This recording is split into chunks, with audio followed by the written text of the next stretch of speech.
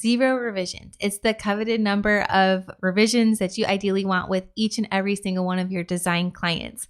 It's something that since starting my business in January 2015 that I've been on a mission to accomplish with my clients, as well as train other designers how to do the same. Hi, I'm Jamie with Spruce Road, and I'm excited to walk through our process of creating a friction-free design studio, one of which includes 0 revisions with your clients. In today's video, I'm going to walk through 3 steps to get those 0 revisions, some of which you can just get started right away. But before I do, I want to just chat a little bit about this endless revision cycle. It's something that I've experienced as a designer, both as an in-house designer, freelancing on the side, freelancing at an agency, and even at another design studio. It's really common in our industry to just accept endless revisions from clients, or even 1 or 2 revisions from clients. And it's something that is a friction point for both us as designers and for our clients. And the reason why I'm so hung up on ending the endless revision cycle is because I don't feel like it serves us as designers or our clients well. It often leads to compromised design. It leads to friction points in our own studio where us as designers are frustrated that we can't just design what we want, that we have to kind of combine things or compromise things in our design, and then frustrations for our clients because they've hired us to do the job and they feel like they're having to put in some input and things aren't going well right from the get-go. And so it's really important to me to create a friction-free design studio, both for myself and for my client, and then train many other designers how to do the same. I think it creates a really great process for our clients to go through, and something that as designers we don't get burnt out on, and something that still excites us and ignites us creatively. And part of that friction-free process is to eliminate those revisions. And so I've been known for my 0 revision process since January 2015. It's something I'm really excited to dive into a little bit more today. So let's put an end to those revisions. The first step is going to be to back up and work on your signature service. I'm such a fan of packaging up your services into really one solid service. Now you can have tiers that kind of build off of each other, but ideally you'll have one service that you're known for. And the reason for this is that it really helps you specialize in your design skill set. This is attractive for clients who are looking for someone who's really specialized or expert, you can use that phrase, on a certain skill set. For instance, if you offer Shopify design, that's going to be appealing for a client who's looking for a Shopify designer.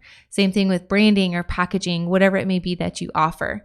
And not only do you specialize your services, that's attractive for clients, it helps you on the back end get really specialized in your process. And this helps you with pricing because you're going to eliminate a lot of the overwhelm that comes with pricing different services. If you offer, for instance, strategy, website design on lots of different platforms, branding, you name it, it gets kind of overwhelming pricing those different services. So if you have one signature service, you're going to have that pricing down pat.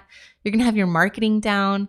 You're going to have your process completely streamlined, your scheduling. A lot of this kind of makes your life a lot easier, and also for your client as well, because they're going to reap the benefits of you having a streamlined process that's been fine-tuned and friction-free over time.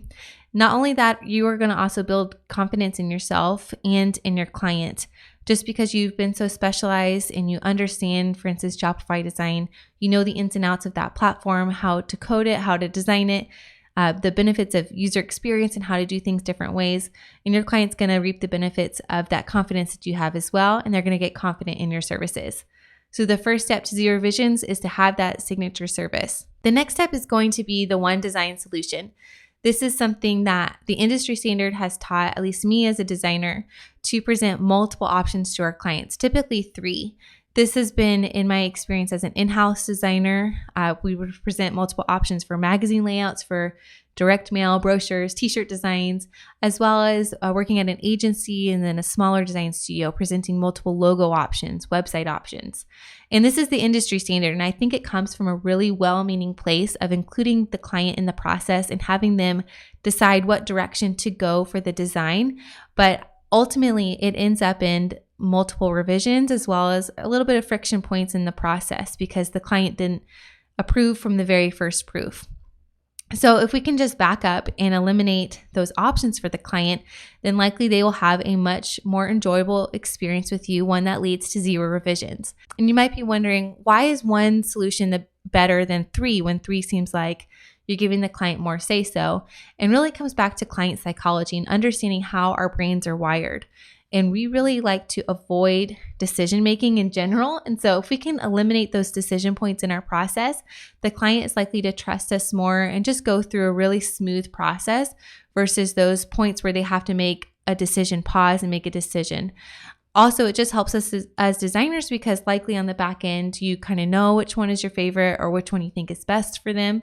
And so may as well just present that option to them rather than having multiple options for them to fall back on, or like a safety net designed for them to fall back on.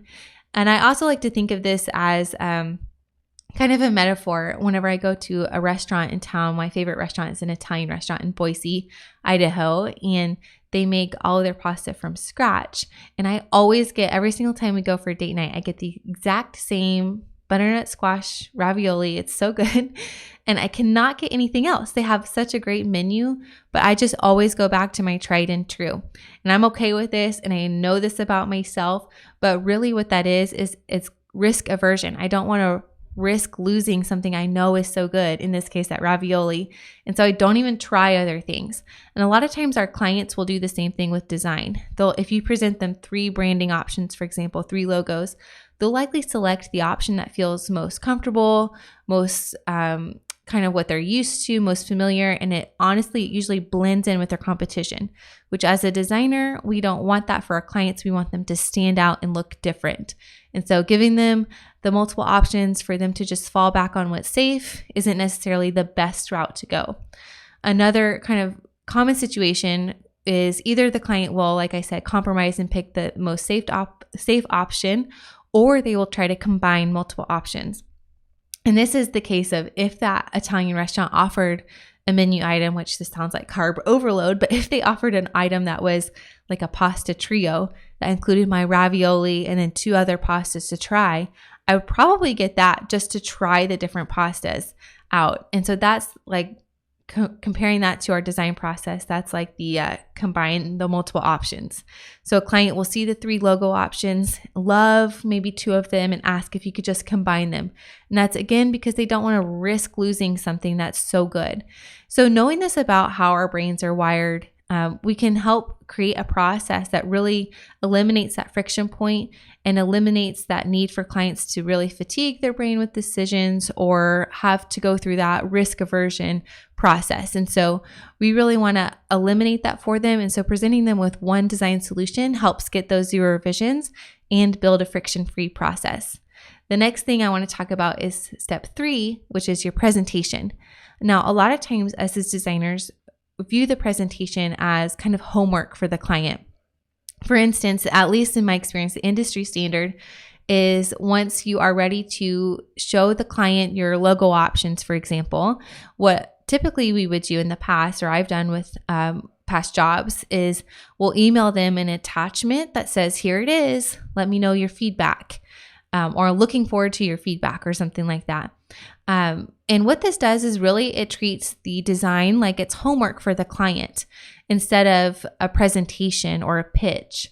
And so what it does is it basically presents it to the client like, here's my homework, I did it. What's your grade? How do you assess it? What's your feedback? Do you have any edits? Type of thing for them to review. It puts them as the authority in that process, for example. And so we really want to eliminate that question mark that says, what's your feedback? What are the edits? And eliminate that question mark and just make it a period. And to do that, I really recommend treating the presentation as a pitch. And you don't have to have some sort of like public speaking background or anything like that. It could be just a simple 5-minute video walkthrough that you've recorded, or if possible, that you've gotten on the phone or video call with your client to just walk them through the presentation. And all you need to do is just present the rationale, the strategy behind it. As designers, we have a lot of strategy woven into our design process. And so just walking through the client of why you made these design decisions will really help them to view the presentation as a pitch rather than like homework or that question mark that I said. So instead of ending the presentation with, what is your feedback? Or I'd love to know your edits, you're just showing them the work that you've done and explaining your rationale behind it. And again, it just treats it like a pitch and less of the homework. And so those are 3 ways that you can get 0 revisions with your clients. I hope this was really helpful for you. I'm looking forward to our next video where we're going to chat about repeat client work and the unique method that we use to get repeat client work to make it easy on our end and an enjoyable process for our clients.